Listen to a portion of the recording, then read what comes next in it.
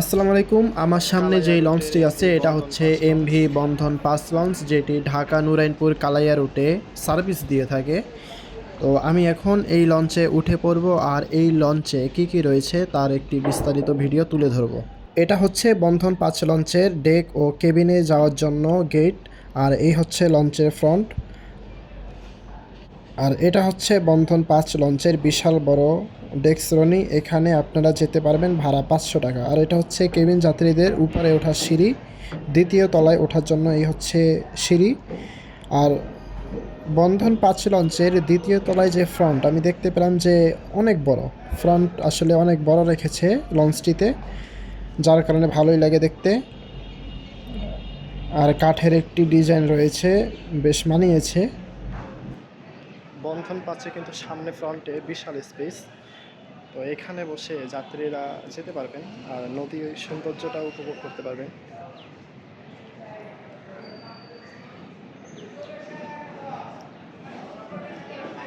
এটা হচ্ছে দ্বিতীয় তলায় কেবিন করিডোর। আর বন্ধন ৫ লঞ্চের দ্বিতীয় তলায় কেবিন খুব কম রয়েছে, আর যেই কয়টা কেবিন আছে সেগুলো হচ্ছে ডাবল কেবিন। আর যেটা বললাম যে কেবিন কম থাকার কারণ হচ্ছে আর কি, দ্বিতীয় তলাতেও বেশ বড় আকারের একটি ডেস্ক শ্রেণী করার চেষ্টা করেছে তারা, যার কারণে কেবিন কম হয়ে গিয়েছে। আর এটা হচ্ছে তৃতীয় তলায় ওঠার জন্য সিঁড়ি, উঠে আসলাম তৃতীয় তলায়। তো তৃতীয় তলায় কোনো ডেস্ক শ্রেণী রাখেনি তারা, তৃতীয় তলায় হচ্ছে সিঙ্গেল কেবিন এবং ডাবল কেবিনও রয়েছে অনেকগুলো। আর এই হচ্ছে তৃতীয় তলায় বাঁ পাশের রিভার সাইড করিডোর।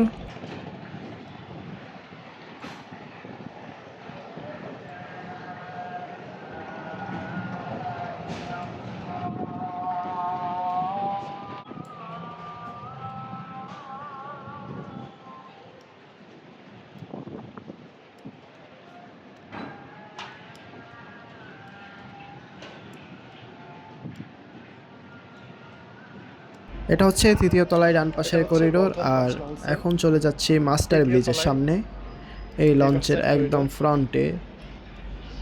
তো এই হচ্ছে মাস্টার ব্রিজ,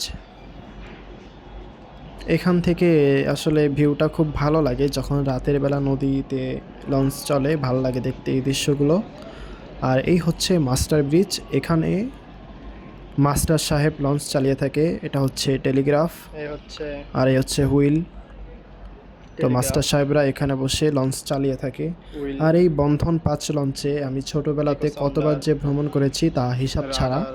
ছোটোবেলাতে এই লঞ্চে অনেক জ্বালানি করা হয়েছে, তাই বন্ধন ৫ লঞ্চ বরাবরই আমার পছন্দের একটি লঞ্চ।